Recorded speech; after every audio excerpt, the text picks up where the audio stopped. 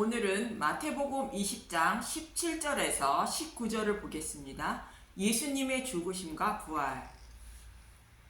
지난 시간에는 포도원 품꾼에 대하여 말씀드렸는데 하나님이 쉬지 않고 일하심으로 예수님도 자신의 백성을 구원하시기 위하여 쉬지 않고 일하신다는 것으로 예수님은 품꾼들을 모아 포도원에 들여보내려고 이른 아침부터 일을 하고 계신다고 말씀하셨고, 포도원에 들어간 품꾼들에게 품삯으로 모두 동일하게 한 데나리온씩을 주신다는 것으로 8시간 일한 사람이나 1시간 일한 사람이나 모두 동일한 품삯을 준다고 말씀하셨습니다.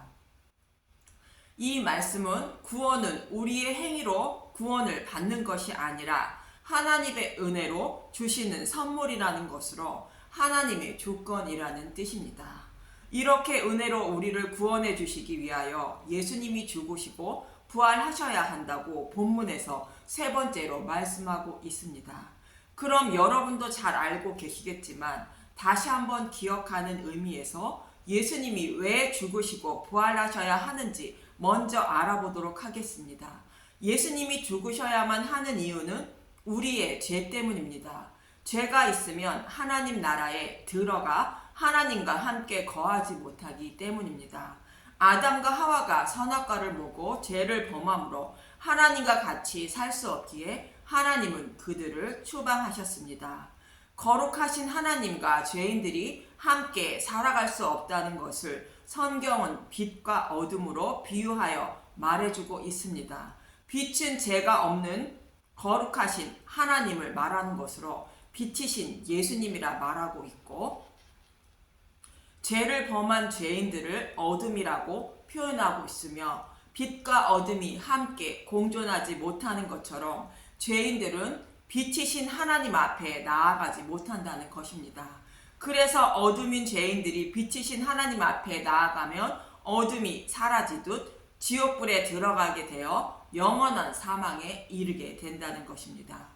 그래서 하나님은 지옥불에 들어갈 수밖에 없는 자에게 생명을 주시기 위하여 에덴에서 사탄이 다스리는 저주받은 땅으로 아담과 하와를 추방하신 것이며 그들을 죄가 없는 자로 만들어 주시고 하나님 나라로 인도해 주시려고 여자의 후손으로 메시아를 보내주신다고 약속하신 것입니다. 약속하신 메시아가 오시면 그들이 범한 죄를 대속하게 하시고 지옥불에 들어가야 할 고통까지 모두 받게 하셔서 자신의 백성들은 죄가 없는 자로 만들어 주시고 지옥불의 고통도 면하게 하신 후에 하나님 나라로 인도하신다는 것입니다. 이러한 하나님의 뜻을 전해주기 위하여 출애굽한 이스라엘 백성들에게 시내산에서 십계명과 제사 제도인 율법을 주신 것입니다.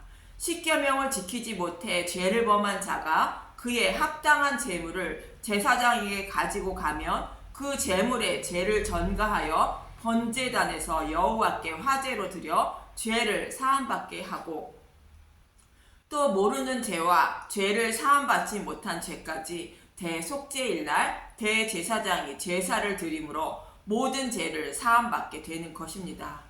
여기서 죄를 전가하여 제물을 잡는 것은 십자가 대속을 말하며 그 제물을 쪼개어 번제단에서 화제물로 드려 불태워 드리는 것은 예수님이 지옥불의 고통을 대신 받으시는 모습을 모형하고 있는 것입니다.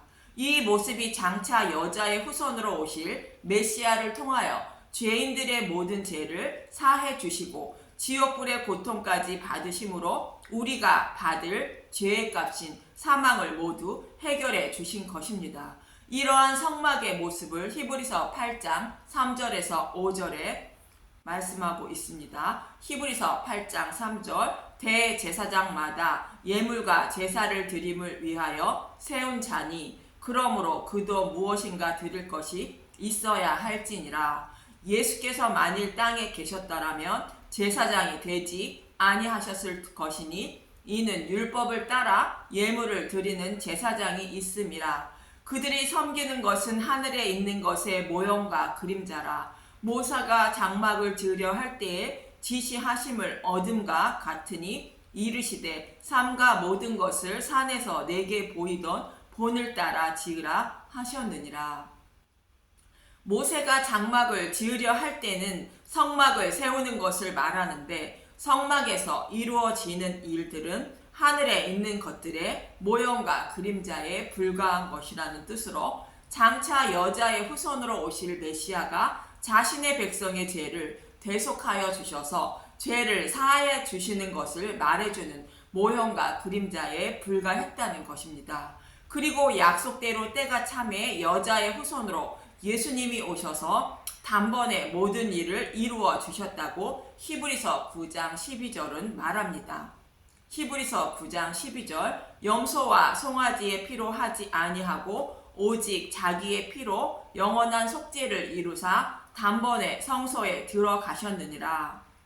제사장이 백성의 죄를 사하여 주기 위하여 매일 제사를 드리는 것을 반복했고 1년에 한 번씩 대속죄일날 지성소의 속죄소 위에 피를 뿌려 백성의 모든 죄를 사함받게 했지만 예수님은 단번에 이 모든 일을 이루시고 성소에 들어갔다는 것으로 예수님이 죽으시고 부활하셔서 하나님 우편에 앉으셨다는 것입니다. 그런데 이러한 하나님의 뜻을 모르고 율법의 말씀대로 소와 양을 잡아 드린다면 살인과 다름없다고 하나님은 말씀하십니다. 이사야 62장 2절에서 4절을 보면 이사야 66장 2절 여호와가 말하노라 내 손이 이 모든 것을 지었으므로 그들이 생겼느니라. 무릇 마음이 가난하고 심령에 통해하며 내 말을 듣고 떠는 자 그 사람은 내가 돌보려니와. 율법을 지키지 못하는 죄인임을 아는 자를 하나님은 돌보아 주신다는 것입니다. 이사야 66장 3절 소를 잡아 드리는 것은 살인함과 다름이 없이 하고 어린 양으로 제사 드리는 것은 개의 목을 꺾음과 다름이 없이 하며 드리는 예물은 돼지의 피와 다름이 없이 하고 분향하는 것은 우상을 찬송함과 다름이 없이 행하는 그들은 자기의 길을 택하며 그들의 마음은 가증한 것을 기뻐한즉. 이사야 66장 4절 나 또한 유혹을 그들에게 택하여 주며 그들이 무서워하는 것을 그들에게 임하게 하리니 이는 내가 불러도 대답하는 자가 없으며 내가 말하여도 그들이 듣지 않고 오직 나의 목전에서 악을 행하며 내가 기뻐하지 아니하는 것을 택하였음이라 하시니라. 하나님이 기뻐하시는 뜻을 알지 못하고 드리는 제사와 기도는 우상에게 하는 것과 같다는 것으로 받지 않으신다는 것입니다. 율법의 기록대로 행할지라도 이것은 악을 행하는 것이며 하나님이 기뻐하시는 십자가를 알지 못하고 드리는 것이기 때문에 그들의 예배를 받지 않으시고 심판하신다는 것입니다. 이처럼 예수님이 죽으셔야 하는 이유는 우리의 모든 죄를 대속해 죄가 없는 자로 만들어 주셔서 하나님 나라에 들어가는 자격을 주시기 위한 것이라 말하고 있는 것입니다. 하나님 나라는 죄가 없는 사람만 들어가기 때문입니다. 그럼 예수님이 우리의 모든 죄만 대속해 주시면 되는 것인가? 사도 바울은 그렇지 않다고 말하고 있는데 고린도전서 15장 12절에서 20절을 봅니다. 고린도전서 15장 12절 죽은 사람의 부활 그리스도께서 죽은 자 가운데서 다시 살아나셨다 전파되었거늘 너희 중에서 어떤 사람들은 어찌하여 죽은 자 가운데서 부활이 없다 하느냐. 만일 죽은 자의 부활이 없으면 그리스도도 다시 살아나지 못하셨느니라. 사람이 죽으면 그것으로 끝이라 생각하는 사람들이 있다는 것으로 부활이 없다는 사람들에게 반드시 부활이 있음을 예수님이 부활하셨다고 말합니다. 고린도전서 15장 14절 그리스도께서 만일 다시 살아나지 못하셨으면 우리가 전파하는 것도 헛것이요 또 너희 믿음도 헛것이며 또 우리가 하나님의 거짓 증인으로 발견되리니 우리가 하나님이 그리스도를 다시 살리셨다고 증언하였습니다. 만일 죽은 자가 다시 살아나는 일이 없으면 하나님이 그리스도를 다시 살리지 아니하셨으리라. 만일 죽은 자가 다시 살아나는 일이 없으면 그리스도도 다시 살아나신 일이 없었을 터이요. 그리스도께서 다시 살아나는 일이 없으면 너희의 믿음도 헛되고 너희가 여전히 죄 가운데 있을 것이요. 예수님이 부활하지 않으셨다면 우리의 믿음도 헛것이며 우리는 여전히 죄 가운데 있다고 말합니다. 예수님이 십자가에서 우리의 모든 죄를 대속해 주셨다는 것을 알고 믿어도 여전히 죄가 그대로 남아 있다는 뜻인가? 무슨 말입니까? 하나님은 아담과 하와에게 선악과를 먹으면 반드시 죽는다고 말씀하신 것처럼 모든 사람은 육신이 죽으면 두 번째 죽음인 지옥불에 들어가게 되는 것입니다.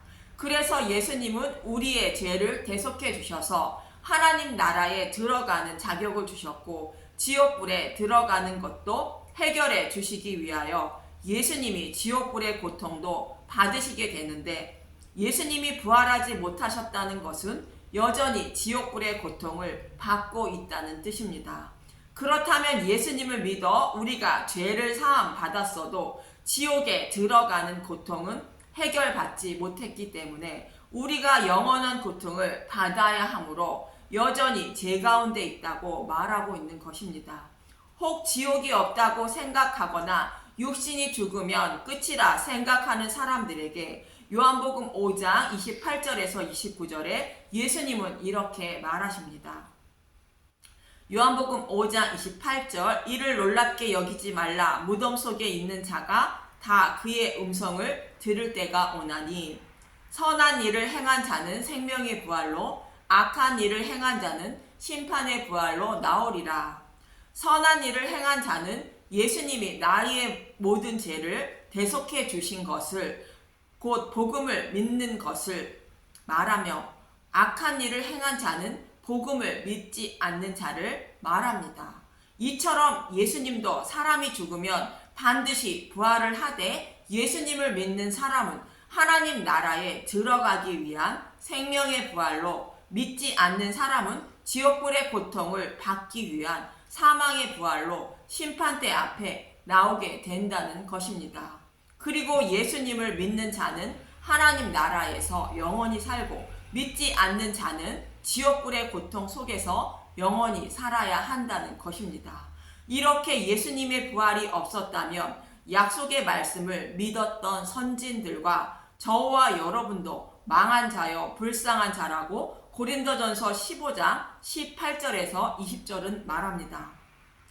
고린도전서 15장 18절, 또한 그리스도 안에서 잠자는 자도 망하였으리니 만일 그리스도 안에서 우리가 바라는 것이 다만 이 세상의 삶뿐이면 모든 사람 가운데 우리가 더욱 불쌍한 자이리라. 그러나 이제 그리스도께서 죽은 자 가운데서 다시 살아나사 잠자는 자들의 첫 열매가 되셨도다. 예수님은 자신의 백성을 살리기 위하여 첫 열매가 되셨다는 것으로 하나님이 처음으로 수확하신 열매라는 뜻으로 예수님이 부활하셨다는 것입니다. 예수님이 사망의 권세인 지옥불의 고통을 받으시고 승리하셔서 생명으로 부활하심으로 그를 믿는 저와 여러분이 지옥불의 고통을 받지 않고 생명의 부활로 하나님 나라에 들어가게 된 것입니다. 이처럼 예수님이 죽으시고 부활하셔야 하는 이유는 우리의 죄를 대속해 주셔야 죄가 없는 자가 되어 하나님 나라에 들어가는 자격이 주어지게 되고, 예수님이 지옥불의 고통도 감당해 주시고 생명으로 부활하심으로 그를 믿는 자는 지옥불의 고통을 면하는 생명의 부활로 하나님 나라에 들어가게 된다는 것입니다. 이렇게 예수님이 죽으시고 부활하심으로 모든 것을 이루어 주셨는데 또 해결해 주실 것이 있다는 것으로 오늘 본문에서 제자들에게 세 번째로 죽으심과 부활을 말씀하고 있는 것입니다. 그것이 무엇인지 간단하게 살펴봅니다. 첫 번째로 예수님이 죽으시고 부활하신다고 말씀하신 마태복음 16장부터 문맥을 살펴보면 예수님은 마태복음 15장에서 칠병이어의 기적을 통하여 유대인과 이방인을 모두 구원하시기 위하여 오셨다고 말씀하시고 이 일을 이루시기 위하여 신약 교회를 세우시고 그들에게 천국 열쇠를 주어 다른 복음에 빠지지 않게 하시기 위하여 예수님이 죽으시고 부활하셔야 한다고 말씀하는 문맥입니다.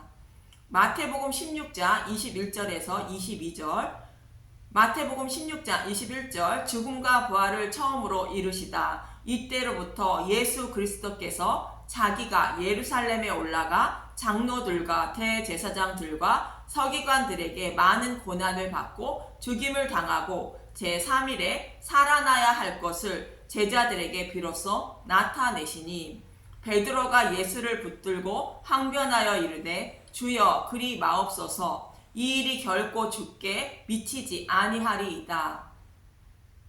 베드로는 예수님이 주는 그리스도여 하나님의 아들이라 고백하고도 예수님이 죽으시고 부활하셔야 한다는 것을 막고 있는 것이며 모세가 자신과 같은 선지자를 세울 것이니 그의 말을 들어야 한다는 하나님의 말씀을 전해 주었는데 그 선지자가 예수님인 줄 모르고 있다는 것입니다.